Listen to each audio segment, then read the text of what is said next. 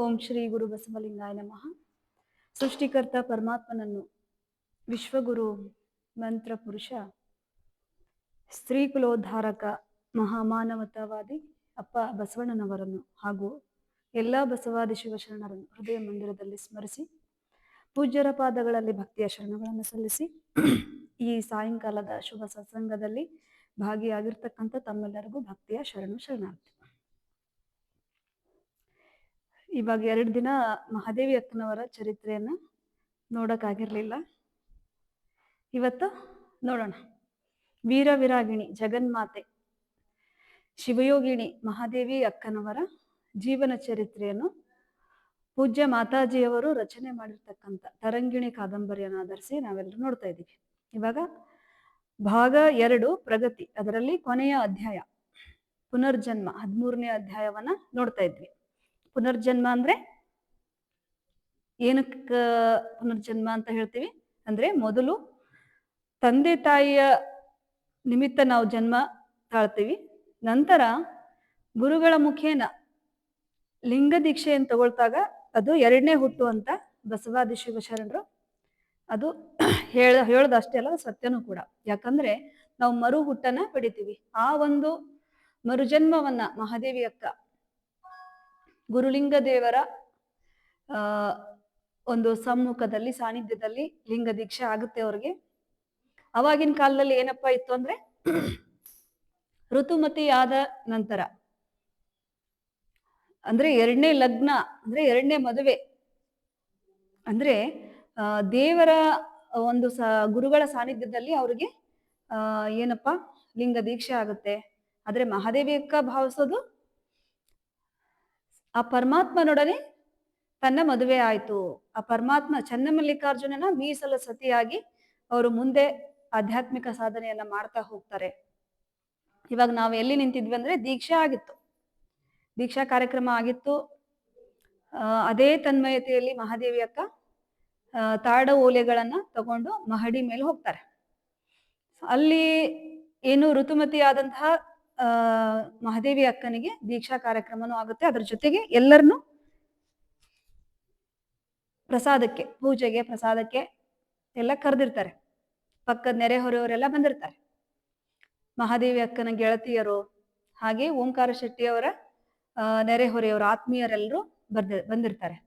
ಲಿಂಗಮ್ಮನಿಗೇನು ಸಂಭ್ರಮ, ಮಗಳಿಗೆ ಗುರುಗಳು ಬಂದಿದ್ದು ಮತ್ತು ಮಗಳ ಒಂದು ಕಾರ್ಯಕ್ರಮ ಎಲ್ಲವೂ ಒಂದು ದೊಡ್ಡ ಸಂಭ್ರಮವನ್ನ ತಂದಿತ್ತು. ಹಾಗಾಗಿ ಪ್ರತಿಯೊಬ್ಬರಿಗೂ ಕೂಡ ಆ ಒಂದು ಕಾರ್ಯಕ್ರಮಕ್ಕೆ ಕರೆ ಕಳಿಸ್ಬಿಟ್ಟು ಎಲ್ಲರಿಗೂ ಒಂದು ಒಳ್ಳೆಯ ಪ್ರಸಾದ ವ್ಯವಸ್ಥೆಯನ್ನ ಮಾಡಿರ್ತಾರೆ ಲಿಂಗಮ್ಮ ಮತ್ತು ಓಂಕಾರ ಶೆಟ್ಟಿಯವರು. ಇನ್ನ ತಾಡ ಓಲೆ ಗರಿಗಳನ್ನು ತಗೊಂಡು ಮಹಾದೇವಿ ಅಕ್ಕ ಮಹಡಿ ಮೇಲೆ ಹೋಗ್ತಾಳೆ. ಅಷ್ಟರಲ್ಲಿ ಗುರುಲಿಂಗ ದೇವರ ಪೂಜ್ಯರು ಮತ್ತೆ ಎಲ್ಲರದು ಪ್ರಸಾದ, ಆಮೇಲೆ ಗುರುಗಳಿಗೆ ಆಶೀರ್ವಾದ ತಗೊಂಡು ಎಲ್ಲರೂ ಗುರುಗಳಿಗೆ ನಮಸ್ಕಾರ ಮಾಡಿ ಆಶೀರ್ವಾದ ತಗೊಳ್ಳೋದ್ರಲ್ಲಿ ಎಲ್ಲರೂ ಉದ್ಯುಕ್ತರಾಗ್ತಾರೆ. ಮಹಾದೇವಿ ಅಕ್ಕ ಮಹಡಿ ಮೇಲೆ ಇನ್ನೇನು ಎಳೆ ಬಿಸಿಲು ಇರುತ್ತೆ, ಬೆಳಗ್ಗೆ ನಡೀತಾ ಇರುತ್ತಲ್ಲ ಕಾರ್ಯಕ್ರಮ. ಎಳೆ ಬಿಸಿಲಿನ ಒಂದು ಏನು ಆ ಬಿಸಿಲಿನ ಬೆಳಕಿನಲ್ಲಿ ಮಹಡಿ ಮೇಲೆ ಕುತ್ಕೊಂಡು ತಾಡ ಓಲೆಗರೆಗಳನ್ನ ತಗೊಂಡು ಏನು ವಚನವನ್ನ ಬರೆಯಕ್ಕೆ ಪ್ರಯತ್ನ ಮಾಡ್ತಾರೆ. ಬರೀತಾರೆ, ಅಳಿಸ್ತಾರೆ, ಮತ್ತೆ ಬರೀತಾರೆ. ಒಂದು ವಚನವನ್ನ ರಚನೆ ಮಾಡಿಕೊಂಡು ಇನ್ನೇನ್ ಕೆಳಗಡೆ ಇಳಿದು ಬರ್ತಿರ್ತಾರೆ. ಅವಾಗ ಮಂಗ್ಲ ನಡೀತಾ ಇರುತ್ತೆ. ಅಂದ್ರೆ ಪೂಜ್ಯರೆಲ್ಲ ಇರ್ತಾರಲ್ಲ, ಕೆಳಗಡೆ ಮಂಗ್ಲ ನಡೀತಾ ಇರುತ್ತೆ. ಸೊ ಮಂಗಲದಲ್ಲಿ ಎಲ್ಲರೂ ಭಾಗಿಯಾಗಿರ್ತಾರೆ. ಅವಾಗ ಮಂಗ್ಲ ಮುಗಿಯುತ್ತೆ. ಗುರುಗಳಿಗೆ ಬಂದು ಮಹಾದೇವಿ ಅಕ್ಕ ಮಾತಾಡಿಸ್ತಾರೆ. ಗುರುಗಳೇ, ಇಲ್ಲಿವರೆಗೂ ನಾನು ಹುಟ್ಟಿದಾಗಿಂದ ಇಲ್ಲಿವರೆಗೂ ನಾನು ತಂದೆ ತಾಯಿಯಿಂದ ಪಡೆದು ನಿಮಗೆ ಅರ್ಪಿಸ್ತಾ ಇದ್ದೆ. ಕಾಣಿಕೆ ಇರಬಹುದು, ನನ್ನ ಒಂದು ಭಕ್ತಿಯ ಸಮರ್ಪಣೆ ಇರಬಹುದು. ಆದ್ರೆ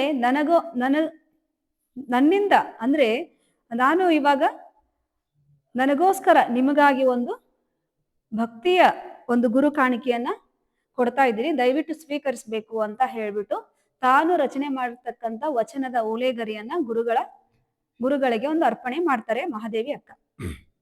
ಗುರುಗಳು ಮನಸ್ಸಲ್ಲೇ ಅದನ್ನು ಓದ್ಕೋತಾರೆ. ಅವಾಗ ಅವರು ಮೊದಲನೇ ವಚನ ರಚನೆ ಮಾಡ್ತಾರೆ. ಆ ವಚನ ಹೀಗಿದೆ: ನರ ಜನ್ಮವ ತೊಡೆದು ಹರ ಜನ್ಮವ ಮಾಡಿದ ಗುರುವೇ. ನರ ಜನ್ಮವ ತೊಡೆದು ಹರ ಜನ್ಮವ ಮಾಡಿದ ಗುರುವೇ. ಭವಬಂಧನವ ಬಿಡಿಸಿ ಭವಬಂಧನವ ಬಿಡಿಸಿ ಪರಮ ಸುಖವ ತೋರಿದ ಗುರುವೇ. ನರ ಜನ್ಮವ ತೊಡೆದು ಹರ ಜನ್ಮವ ಮಾಡಿದ ಗುರುವೇ. ಭವಬಂಧನವ ಬಿಡಿಸಿ ಪರಮ ಸುಖವ ತೋರಿದ ಗುರುವೇ.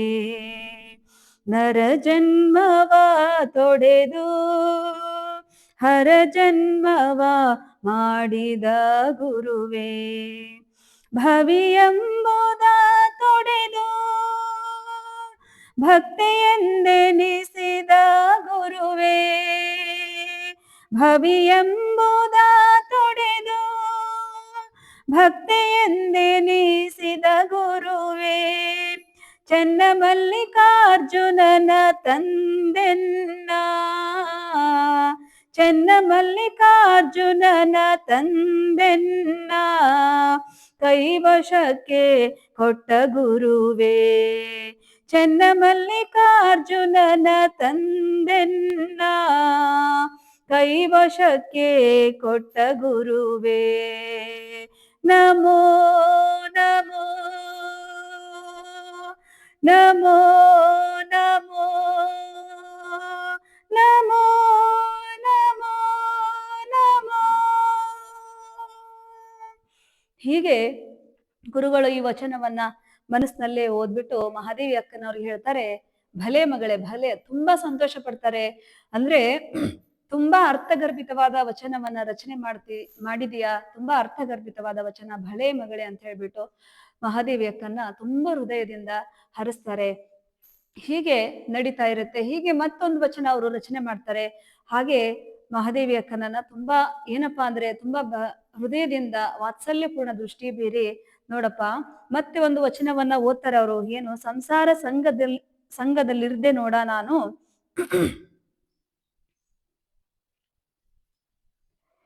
ಸಂಸಾರ ಸಂಘದಲ್ಲಿರ್ದೆ ನೋಡ ನಾನು ಸಂಸಾರ ನಿಸ್ಸಾರವೆಂದು ತೋರಿದ ನನಗೆ ಶ್ರೀಗುರು. ಅಂಗವಿಕಾರದ ಸಂಘವ ನಿಲ್ಲಿಸಿ ಲಿಂಗವನಂಗದ ಮೇಲೆ ಸ್ಥಾಪ್ಯವ ಮಾಡಿದ ನನ್ನ ಗುರು. ಹಿಂದಣ ಜನ್ಮವ ತೊಡೆದು ಮುಂದಣ ಪಥವ ತೋರಿದ ನೆನ್ನ ತಂದೆ ಚನ್ನಮಲ್ಲಿಕಾರ್ಜುನನ ನಿಜವ ತೋರಿದ ನೆನ್ನ ಶ್ರೀಗುರು. ಅವಾಗ ಇದನ್ನ ಹೇಳ್ತಾರೆ. ಇದನ್ನ ಕೇಳಿಸ್ಕೊಂಡ್ಬಿಟ್ಟು ಏನ್ ಗುರುಗಳು, ನೋಡಮ್ಮ ಜೋಳದ ಬೆಳೆಯನ್ನ ಬೆಳೆಯ ಹೋಗಿ ನಾನು ಮುತ್ತಿನ ಬೆಳೆಯನ್ನ ಬೆಳೆದಾಗ ಆಯ್ತು ಮಗಳೇ. ನಿನ್ನ ಒಂದು ಸಾಧನೆಯ ಒಂದು ಉನ್ನತಿ ಯಶಸ್ಸು ಹೀಗೆ ಸಾಗ್ಲಿ. ಈ ಸ್ತ್ರೀ ಕುಲವನ್ನ ಉದ್ಧಾರ ಮಾಡಲು, ಸ್ತ್ರೀ ಕುಲವನ್ನ ಪೋಷಣೆ ಮಾಡಲು ನೀನು ಈ ಜಗಕ್ಕೆ ಬಂದಿದೀಯಾ. ನಿನ್ನ ಸಾಧನೆ ಹೀಗೆ ನಿರಂತರವಾಗಿ ನಡೀಲಿ ಅಂತ ಹೇಳ್ಬಿಟ್ಟು ಆಶೀರ್ವಾದ ಮಾಡ್ತಾರೆ ಗುರುಗಳು. ಅವಾಗ ಮಹಾದೇವಿ ಅಕ್ಕ, ಗುರುದೇವ ನಿಮ್ಮ ಆಶೀರ್ವಾದ ಮತ್ತು ಚನ್ನಮಲ್ಲಿಕಾರ್ಜುನನ ಒಂದು ದಯೆ ಅಭಯ ಹಸ್ತ ನನ್ನ ಮೇಲೆ ಹೀಗೆ ಇದ್ರೆ ಖಂಡಿತ ನಾನು ನಿಮ್ಮ ಒಂದು ನಂಬಿಕೆಯನ್ನ ಉಳಿಸ್ಕೊಳ್ಳೋ ನಿಟ್ಟಿನಲ್ಲಿ ನಾನು ಖಂಡಿತ ಪ್ರಯತ್ನ ಮಾಡ್ತೀನಿ ಅಂತ ತಿಳ್ಕೊಂಡು ಮಹಾದೇವಿ ಅಕ್ಕ ಹೇಳಿದಾಗ ಗುರುಗಳಿಗೆ ತುಂಬಾ ಸಂತೋಷ ಆಗತ್ತೆ. ಹಾಗೆ ಓಂಕಾರ ಶೆಟ್ಟಿ ಅವರು ಇರ್ತಾರೆ. ಹೀಗೆ ನಡೀತಾ ಇರುತ್ತೆ ಅವ್ರ ಸಂಭಾಷಣೆ.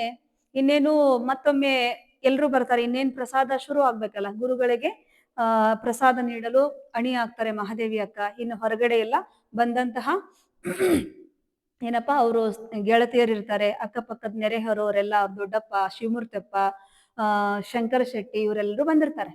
ಇನ್ನೇನ್ ಪ್ರಸಾದ ನಡೆಯುತ್ತೆ. ಅಷ್ಟರಲ್ಲಿಗೆ ಒಳಗಡೆ ಹೋಗ್ಬಿಟ್ಟು ಕುಮುದ ಅವರು ಏನೋ ಮಹಾದೇವಿ ಅಕ್ಕನ ಸ್ನೇಹಿತರು ಇರ್ತಾರಲ್ಲ, ಸರಿ ಈಗ ಬೆಳಗ್ಗೆ ಏನು ಸ್ನಾನ ಮಾಡ್ಕೊಂಡು ಬಂದಿರ್ತಾರೆ, ಎಣ್ಣೆ ನೀರು ಹಾಕೊಂಡು ಒಂದು ಬಿಳಿ ಬಟ್ಟೆಲಿ ಇರ್ತಾರೆ. ಆಮೇಲೆ ಅವ್ರ ಗೆಳತಿಯರೆಲ್ಲ ಅವರಿಗೆ ಶೃಂಗಾರ ಮಾಡ್ಬೇಕಲ್ಲ, ಇನ್ನ 10 ದಿನದ ಕಾರ್ಯಕ್ರಮ ಅವತ್ತೇ ಶುರುವಾಗಿತ್ತು.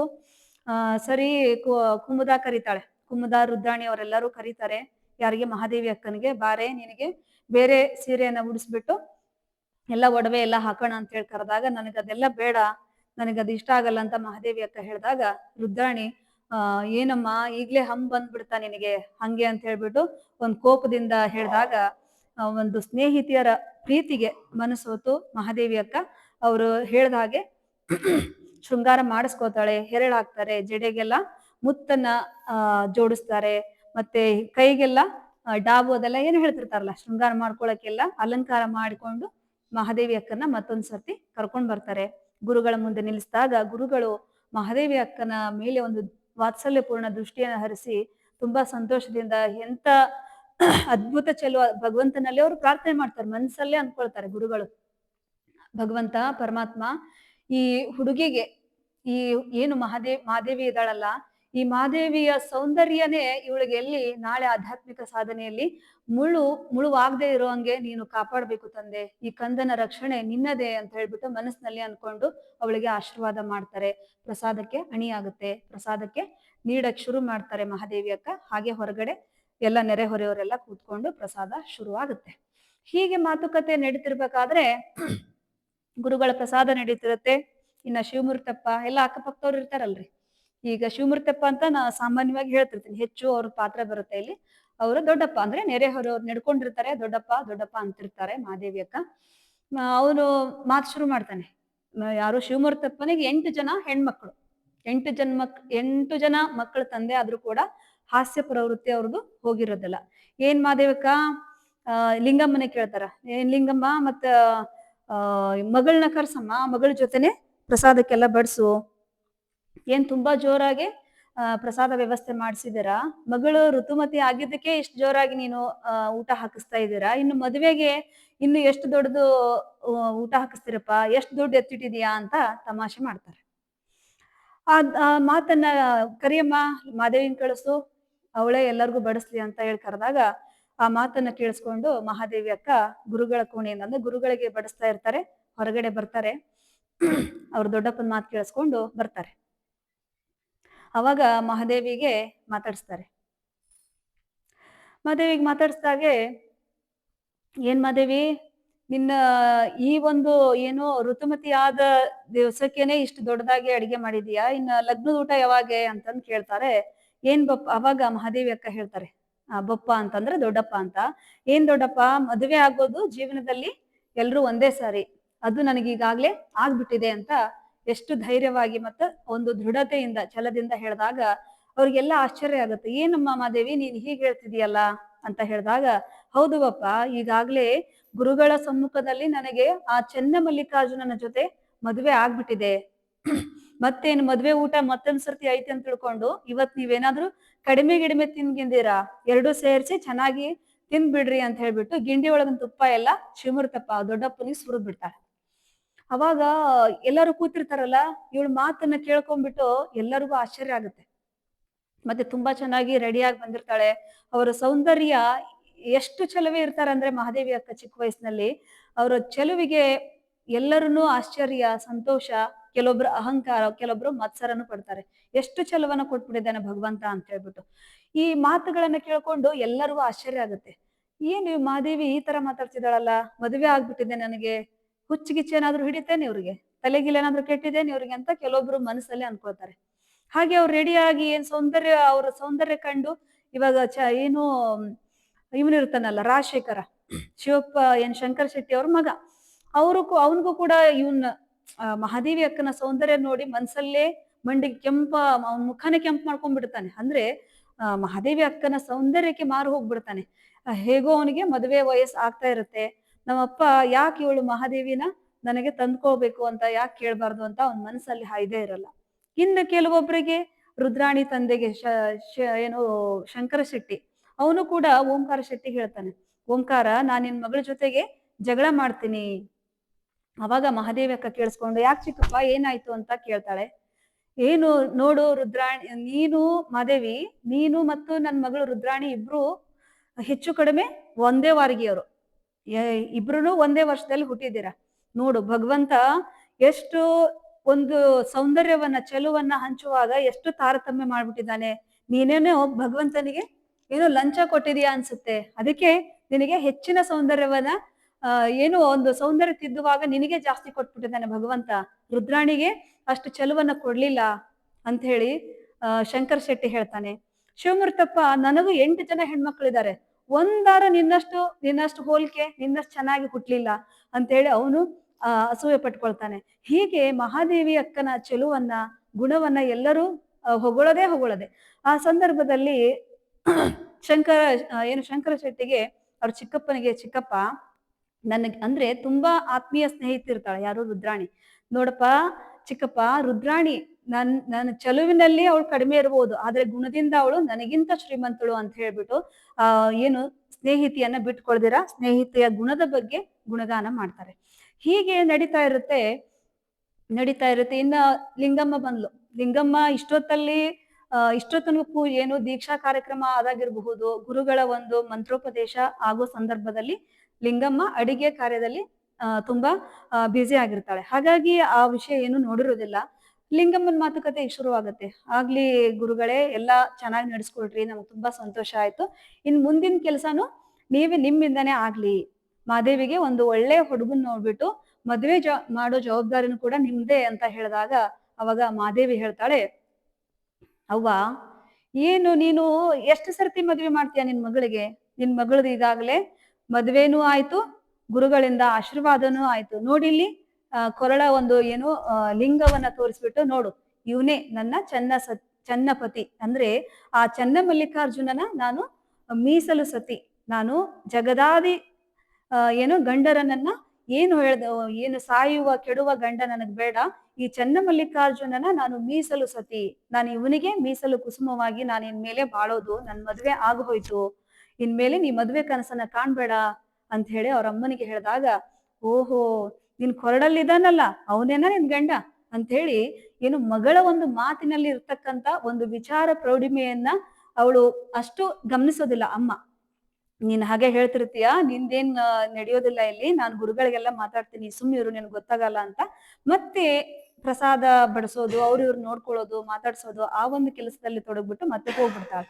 ಅವಾಗ ಮಹಾದೇವಿ ಅಕ್ಕನಿಗೆ ಏನ್ ಅನ್ಕೊಂತಾಳೆ ಮನ್ಸಲ್ಲಿ, ನಮ್ಮ ಅವ್ವ ಎಷ್ಟೆಲ್ಲ ಗುರುಗಳ ಬೋಧೆ ಕೇಳ್ತಾಳೆ, ಇಷ್ಟೆಲ್ಲ ಸತ್ಸಂಗದಲ್ಲಿ ಭಾಗಿಯಾಗ್ತಾಳೆ, ಆದ್ರೂ ಕೂಡ ನಮ್ಮಮ್ಮ ಅಷ್ಟು ಲೌಕಿಕವಾಗಿ ಚಿಂತೆ ಮಾಡ್ತಾಳೆ, ಲೌಕಿಕವಾಗಿ ವಿಚಾರ ಮಾಡ್ತಾಳೆ. ಅವರ ಏನು ಲಿಂಗಮ್ಮನ ಒಂದು ಮನಸ್ಸಿನ ಒಂದು ಓಘಕ್ಕೆ ಅದಕ್ಕೆ ಒಂದ್ ಸ್ವಲ್ಪ ಖೇದ ಅನ್ಸುತ್ತೆ ಮಹಾದೇವಿ ಅಕ್ಕನ. ನಮ್ಮಮ್ಮ ಎಷ್ಟು ಅಜ್ಞಾನಿ ತರ ಆಡ್ತಾಳಲ್ಲ ಅಂತ ಹೇಳಿ ಮನಸ್ಸಿನಲ್ಲೇ ಅನ್ಕೊಂಡು ಅಮ್ಮನಿಂದ ತಪ್ಪು ಏನೋ ಅಂದ್ರೆ ಬಹಳ ಬೇಜಾರಾಗ್ತದೆ. ತುಂಬಾ ಸಿಟ್ಟಿನಿಂದ ಹೇಳ್ತಾಳೆ ಲಿಂಗಮ್ಮ, ನಿನಗೆಲ್ಲ ಇದು ಗೊತ್ತಾಗಂಗಿಲ್ಲ. ಆಮೇಲೆ ಇನ್ನೊಂದು ವಿಷಯನೂ ಈ ಸಂದರ್ಭದಲ್ಲಿ ಲಿಂಗಮ್ಮ ಹೇಳ್ತಾಳೆ ಎಲ್ಲರ ಮುಂದೆ, ಇನ್ನ ಮೇಲೆ ಮಹಾದೇವಿ ಮಠಕ್ಕೆ ಹೋಗಿ ಓದೋದು ಸಾಕಿನ್ನ, ಎಲ್ಲರ ಮುಂದೂ ಸಾರ್ ಬಿಡ್ತಾಳೆ. ಇನ್ನ ಮಹಾದೇವಿನ ಶಾಲೆಗೆ ಕಳ್ಸೋದಿಲ್ಲ, ಓದೋದ್ ಸಾಕು, ಇನ್ನೇನೋ ಓದೋ ಕೆಲಸ ಇದ್ರು ಕೂಡ ಮನೇಲೆ ತಾಳೆಗರಿ ಇಟ್ಕೊಂಡು ಮನೇಲೆ ಅಭ್ಯಾಸ ಮಾಡೋದು. ಏನಾದ್ರೂ ಪ್ರಶ್ನೆಗಳಿದ್ರೆ, ಗೊಂದಲಗಳಿದ್ರೆ, ಅನುಮಾನಗಳಿದ್ರೆ ನಿಮ್ಮ ತಂದೆನ್ ಕರ್ಕೊಂಡು ಹೋಗಿ ಏನು ಗುರುಗಳಿಗೆ ಭೇಟಿಯಾಗಿ ಏನು ಜ್ಞಾನವನ್ನ ಪಡ್ಕೊಂಡು ಬರ್ಲಿಕ್ಕೆ ನಾನು ಅಷ್ಟೇ ಅನುವು ಮಾಡ್ಕೊಡ್ತೀನಿ. ಪ್ರತಿದಿನ ನೀನು ಶಾಲೆಗೆ ಹೋಗಿ ಮಠಕ್ಕೆ ಹೋಗಿ ಅಭ್ಯಾಸ ಮಾಡೋದನ್ನ ಇನ್ಮೇಲಿಂದ ಬಿಟ್ಟು ಬಿಡಬೇಕು ಅಂತ ತುಂಬಾ ಕೋಪದಿಂದ ಸೀರಿಯಸ್ ಆಗಿ ಹೇಳಿದಾಗ ಮಗಳಿಗೆ ತುಂಬಾ ಬೇಜಾರಾಗುತ್ತೆ ಮಹಾದೇವಿಗೆ. ಅವಾಗ ಮಹಾದೇವಿಯ ಮುಖ ನೋಡಿ ಲಿಂಗಮ್ಮನಿಗೂ ಬೇಜಾರಾಗಿ ಮಗಳನ್ನ ಎದೆಗೊರೆಸ್ಕೊಂಡು ಸಮಾಧಾನ ಮಾಡ್ತಾಳೆ. ಅವಾಗ ಮಹಾದೇವಿಗೆ ಏನಮ್ಮ ನಮ್ಮಮ್ಮ ಹೀಗಾಡ್ತಾಳೆ ಅಂದ್ಬಿಟ್ಟು ಮನ್ಸಲ್ಲೇ ಬೇಜಾರು ಮಾಡ್ಕೊಂಡು ಅಮ್ಮನ ಕೈ ತಪ್ಪಿಸ್ಕೊಂಡು ಮರಡಿ ಮೇಲೆ ಹೋಗ್ಬಿಡ್ತಾಳೆ. ಇಷ್ಟ ಆಗತ್ತೆ. ಇನ್ನೇನು ಎಲ್ರು ತಮ್ಮ ಪ್ರಸಾದ ಮಾಡ್ಕೊಂಡು ತಮ್ಮ ಮನೆಗೆ ಹೋಗ್ತಾರೆ. ಪ್ರಸಾದ ಮುಗಿಸ್ಕೊಂಡು ಅವತ್ತಿನ ಕಾರ್ಯಕ್ರಮ ಮುಗಿಯುತ್ತೆ. ಹೀಗೆ ನಡೀತಿರ್ಬೇಕಾದ್ರೆ ಅವಾಗ ಮಾದೇವಿ ಅಕ್ಕ ಹೇಳ್ತಾಳೆ, ಇನ್ನೇನು ಗುರುಗಳು ಅನ್ಕೊಂತಾರೆ, ಇಲ್ಲಿ ಮಾತಾಜಿಯವರು ಬರೀತಾರೆ ಅಂದ್ರೆ ಮಾದೇವಿ ಋತುಮತಿ ಆಗಿದ್ದೇನೋ ನಿಜ, ಆದ್ರೆ ಅವಳ ಒಂದು ನೋಡೋದಕ್ ಮಾತ್ರ ಎಲ್ಲರಿಗೂ ನೋಡುವವರ ದೃಷ್ಟಿಕೋನ ಬದಲಾಯಿತೆ ಹೊರತು ಮಾದೇವಿ ಅಕ್ಕನ ಒಂದು ಒಳ ಮನಸ್ಸು ಏನಿದೆ ಅದು ಏನು ಬದಲಾವಣೆ ಆಗ್ಲಿಲ್ಲ. ಅದು ಇನ್ನೂ ಹೆಚ್ಚು ಪರಮಾತ್ಮನ ಕಡೆಗೆ ಹೋಗ್ತಾ ಇದೆ. ಪರಮಾತ್ಮನ ಧ್ಯಾನ, ವಚನ ರಚನೆ, ಅಭ್ಯಾಸ, ಜ್ಞಾನಾರ್ಜನೆ ಅದರ ಕಡೆನೆ ಹೆಚ್ಚು ಒಲವು ಮಾದೇವಿ ಅಕ್ಕನಿಗೆ. ಹೀಗೆ ನಡೀತಿರ್ಬೇಕಾದ್ರೆ ಏನು ಲಿಂಗಮ್ಮ ಇದ್ದಾಳೆ, ಮತ್ತೆ ತಂದೆ ಶುರು ಮಾಡ್ತಾಳೆ, ಇನ್ ನೋಡ್ರಿ ನಿಮ್ ಮಗಳಿಗೆ ಇನ್ನ ಓದು ಸಾಕು, ಏನೇ ಓದೋದಿದ್ರು ಮನೇಲೆ ಅವಳು ಓದು ಇನ್ನ ನಡೀಲಿ. ಹಾಗೆ ನಡೀತಿರ್ಬೇಕಾದ್ರೆ ಮಾದೇವಿ ಏನು ಓಂಕಾರ ಶೆಟ್ಟಿ ಮತ್ತು ಲಿಂಗಮ್ಮನವರು ಮಾತಾಡ್ತಿರ್ಬೇಕಾದ್ರೆ, ಯಾಕೆ ಲಿಂಗ ನೀನ್ ಇಷ್ಟೊಂದು ಲೌಕಿಕವಾಗಿ ವಿಚಾರ ಮಾಡ್ತಿದೀಯಾ, ಮಗಳು ಓದ್ಲಿ ಬಿಡು ಅಂತ ಹೇಳಿದಾಗ ನಿನಗ ಅವಾಗ ಮಗಳು ಕೂಡ ಹೀಗೆ ಮಾತುಕತೆ ನಡೀತಿರ್ಬೇಕಾದ್ರೆ, ಯಾಕವ್ವ ನಿನಗ್ ನನ್ ಮೇಲೆ ವಿಶ್ವಾಸ ಇಲ್ವಾ, ನನ್ನನ್ನ ಅಪರಂಜಿ ಅಂತ ತಿಳಿಯವ ನೀನು. ನಾನು ಎಲ್ಲಿ ಹೋದ್ರು ಕೂಡ ಏನು ತಿಪ್ಪೆಲಿದ್ರು ಕೂಡ ಇದರ ಸುವಾಸನೆ ಕಡಿಮೆ ಆಗೋದಿಲ್ಲ. ಇದು ಯಾವಾಗ್ಲೂ ಅಪರಂಜಿ ಇದ್ದ ಹಾಗೆ. ನಿನ್ ಮಗಳ ಮೇಲೆ ನಿನಗೆ ವಿಶ್ವಾಸ ಇಲ್ಲ ಅಂತ ಮಗಳು ತುಂಬಾ ಒಂದು ದೈನ್ಯವಾಗಿ ಕೇಳ್ಕೊಂಡಾಗ, ಇಲ್ಲ ನನ್ ಬಂಗಾರ, ನಿನ್ ಮೇಲ್ ನನಗೆ ಯಾವುದೇ ರೀತಿಯ ಅನುಮಾನ ಇಲ್ಲ. ಅದೇ ರೀತಿ ನೀನು ಗುರುಗಳ ಹತ್ರ ಹೋಗಿ ಕಲಿಯೋದು ಕೂಡ ನನಗೇನು ಬೇಸರ ಇಲ್ಲ. ಯಾಕಂದ್ರೆ ಗುರುಗಳಿಗಾಗ್ಲೇ ವಯಸ್ಸಾಗಿದೆ. ಅವರ ಒಂದು ವಿರಕ್ತಿ, ಅವರ ಒಂದು ಜ್ಞಾನ, ಅವ್ರ ಮೇಲೆ ನಾನು ಅನುಮಾನ ಪಡೋ ಹಾಗಿಲ್ಲ. ನಾನಷ್ಟೇ ಯಾಕೆ, ಈ ಉಡುತಡಿಯಲ್ಲಿ ಯಾರು ಕೂಡ ಆ ಗುರುಗಳ ಬಗ್ಗೆ ಅನುಮಾನ ಪಡೋ ಹಾಗಿಲ್ಲ. ನನಗಿರೋದು ಭಯ, ಜನರ ಭಯ. ಈ ಸಮಾಜದಲ್ಲಿ ನಾವು 4 ಜನರ ಮಧ್ಯೆ ನಾವು ಬದುಕ್ತಾ ಇದೀವಿ ಅಂದ್ರೆ ಅವರ ಮಾತುಗಳು, ನಿಂದೆಗಳಿಗೆ ನಾಳೆ ನಿನಗೆ ಕೆಟ್ಟ ಹೆಸರು ಬಂದ್ರೆ, ನೀನ್ ಅಪರಂಜಿನೇ, ಅಪರಂಜಿಗೆ ಸಗಣಿ ಮೆತ್ಕೊಂಡು ಅದು ಮಂಕಾದ್ರೆ ನಾಳೆ ಯಾರು ಮನೆ ತುಂಬಿಸ್ಕೊಂತಾರ ನಿನ್ನ ಅಂತ ಹೇಳಿ ಮತ್ತೆ ಅದೇ ಮದ್ವೆ ವಿಷಯನೇ ಮಾತಾಡ್ತಾಳೆ ಲಿಂಗಮ್ಮ. ಅವಾಗ ಯಾಕವ್ವ ನೀನ್ ಪದೇ ಪದೇ ಹೆಣ್ಣು ಆಗಿ ಹುಟ್ಟಿದ್ಮೇಲೆ ಬರೀ ಮದುವೆ, ಗಂಡ, ಮನೆ ಮಕ್ಕಳು ಇಷ್ಟೇನಾ? ಅವಳು ಬೇರೆ ಏನು ಸಾಧನೆ ಮಾಡ್ಲಿಕ್ಕೆ ಅವಕಾಶನೇ ಇಲ್ವಾ? ಯಾಕೆ ನೀನ್ ಇಷ್ಟೊಂದು ಲೌಕಿಕಳಾಗಿ ವಿಚಾರ ಮಾಡ್ತಿದೀಯಾ ಅಂತ ಅಮ್ಮನಿಗೆ ಕೇಳ್ತಾಳೆ. ಅವಾಗ ಓಂಕಾರ ಶೆಟ್ಟಿ ಲಿಂಗಮ್ಮನಿಗೆ ಎಷ್ಟು ಹೇಳಿದ್ರು ಲಿಂಗಮ್ಮ ಕೇಳಲ್ಲ. ಹೀಗೆ ಅವ್ರದ್ದು ವಿದ್ಯಾಭ್ಯಾಸ ನಡೀತಾ ಇರುತ್ತೆ. ಆದ್ರೆ ಲಿಂಗಮ್ಮನ ಒಂದು ಬಂಧನದಿಂದ ಹೇಗಪ್ಪ ಕಳ್ಚ್ಕೊಳ್ಳೋದು ಅಂತ ಮಹಾದೇವಿ ಅಕ್ಕನಿಗೆ ತುಂಬಾ ವ್ಯಥೆ ಆಗುತ್ತೆ. ಅವಾಗ ಗುರುಗಳು ಒಂದು ಸಮಾಧಾನ ಮಾಡ್ತಾರೆ. ನಿನ್ನ ಮಗಳು ಒಂದು ಒಳ್ಳೆ ಸಾಧನೆ ಮಾಡ್ತಿದ್ದಾಳ, ಅವಳಿಗೆ ಒಂದು ನೀ ಪ್ರೋತ್ಸಾಹ ಕೊಡು, ಮನೇಲೆ ಓದ್ಲಿ, ತೊಂದ್ರೆ ಇಲ್ಲ, ನೀ ಹೇಳ್ದಾಗೇನೆ ಆಗ್ಲಿ. ಈಗ ಬೀಸೋ ದೊಣ್ಣೆಯಿಂದ ತಪ್ಪಿಸ್ಕೊಂಡ್ರೆ 100 ವರ್ಷ ಆಯಸ್ಸು ಅಂತ ಹೇಳ್ತಾರಲ್ಲ, ಹಾಗಾಗಿ ಲಿಂಗಮ್ಮನ ದಾರಿಯಲ್ಲೇ ಹೋಗಿ ಗುರುಗಳು ಸಮಾಧಾನ ಮಾಡಿ ಅವರಿಗೆ ಓದೋಕೆ ಒಂದು ಅವಕಾಶವನ್ನ ಕೂಡ ಕಲ್ಪಿಸ್ತಾರೆ. ಓದು ಹೀಗೆ ಮುಂದುವರಿಯುತ್ತೆ. ಮಹಾದೇವಿ ಅಕ್ಕನ ಜ್ಞಾನಾರ್ಜನೆ ತುಂಬಾ ಭರಪೂರವಾಗಿ ನಡೀತಾ ಇರುತ್ತೆ. ಇಷ್ಟು ಅಂದ್ರೆ ಪುನರ್ಜನ್ಮ ಅಂತಂದ್ರೆ ಅವ್ರಿಗೆ ದೀಕ್ಷಾ ಕಾರ್ಯಕ್ರಮ ಆಗುತ್ತಲ್ಲ ಈ ಅಧ್ಯಾಯಕ್ಕೆ, ಹಾಗಾಗಿ ಮಾತಾಜಿಯವರು ಇಟ್ಟಿದ್ದಾರೆ. ತುಂಬಾ ಅದ್ಭುತವಾಗಿ ಬಂದಿದೆ. ಇನ್ನ 3ನೇ ಭಾಗ ಬರುತ್ತೆ. ಇನ್ನ ಮುಂದಿನ ಅಧ್ಯಾಯವನ್ನ ನಾಳಿನ ದಿನ ನೋಡೋಣ. ಇನ್ಮೇಲೆ ಸತ್ವ ಪರೀಕ್ಷೆಯ ಕಾಲ. ಮಹಾದೇವಿ ಅಕ್ಕ ಇನ್ನ ದೊಡ್ಡೋರಾಗ್ತಾರೆ. ಋತುಮತಿ ಆದ್ರೆ ಈಗ ನಮಗೆಲ್ಲರಿಗೂ ಗೊತ್ತು. ಯಾಕಂದ್ರೆ ಹಿಂದಿನ ಕಾಲದಲ್ಲಿ 12 ವರ್ಷಕ್ಕೆ ಮದ್ವೆ ಮಾಡ್ಬಿಡ್ತಿದ್ರು. ಇನ್ನ ಮದ್ವೆ ಮಾಡ್ಬೇಕು ಅನ್ನೋದು ಲಿಂಗಮ್ಮನವರ ಹಠ. ಆದ್ರೆ ಮಾದೇವಿ ಅಕ್ಕನವರಿಗೆ, ಆಮೇಲೆ ಓಂಕಾರ ಶೆಟ್ಟಿ ಅವರಿಗೆ, ಗುರುಗಳಿಗೆ ಅವರು ಇನ್ನೂ ಹೆಚ್ಚು ಓದ್ಬೇಕು, ಹೆಚ್ಚಿನ ಜ್ಞಾನಾರ್ಜನೆ ಆಗ್ಬೇಕು ಅಂತ ಅವ್ರ ಹರಕೆ ಇರುತ್ತೆ. ಹೀಗೆ ಒಂದು 2 ಗೊಂದಲಗಳ ನಡುವೆ ಮಹಾದೇವಿ ಅಕ್ಕ ಮನೆಯಲ್ಲಷ್ಟೇ ಅಲ್ಲದೆ ಹೊರಗಡೆ ಜನರಿಂದನೂ ಕೂಡ ಸಾಕಷ್ಟು ಪರೀಕ್ಷೆಗೆ ತನ್ನನ್ನ ತಾನು ಒಡ್ಕೋಬೇಕಾದ ಸಂದರ್ಭಗಳು ಸಾಕಷ್ಟು ಬರುತ್ತೆ. ಇನ್ನ ಮುಂದಿನ ಅಧ್ಯಾಯಗಳು ತುಂಬಾ ಅದ್ಭುತವಾಗಿ ಮೂಡಿ ಬಂದಿವೆ. ನಾಳಿನ ದಿನ ಮುಂದಿನ ನೋಡ್ತಾ ಹೋಗೋಣ ಅಂತ ತಿಳ್ಕೊಂಡು ಹೇಳ್ತಾ, ಇದಿಷ್ಟು ಇವತ್ತಿನ ಚಿಂತನ. ಎಲ್ಲರಿಗೂ ಶರಣು ಶರಣ.